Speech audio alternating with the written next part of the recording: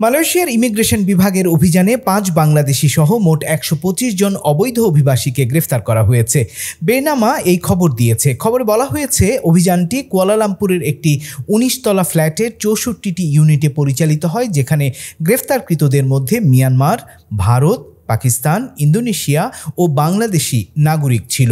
তাদের বিরুদ্ধে বৈধ ভ্রমণ ডকুমেন্ট না থাকা বা ভিসার মেয়াদ শেষ হবার পরও দেশটিতে অবৈধভাবে থাকার অভিযোগে গ্রেফতার করা হয়। তবে যে ৫ বাংলাদেশিকে গ্রেফতার করা হয়েছে তাদের নাম পরিচয় প্রকাশ করেনি রাষ্ট্রীয় এই সংবাদ মাধ্যমটি।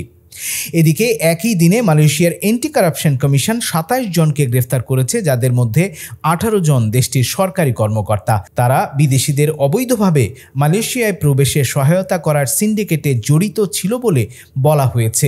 অভিযানে গ্রেফতারকৃতদের কাছ থেকে নগদ ২ লক্ষ রিঙ্গিত, সোনার বার, গয়না, গাড়ি, মোটরসাইকেল, ব্যাগ, ঘড়ি, টেলিযোগাযোগ ডিভাইস জব্দ করা হয়েছে। এছাড়া ৪০টি ব্যাংক অ্যাকাউন্টও ফ্রিজ করা হয়েছে, যাতে মোট ১ মিলিয়ন রিঙ্গিতের বেশি ছিল।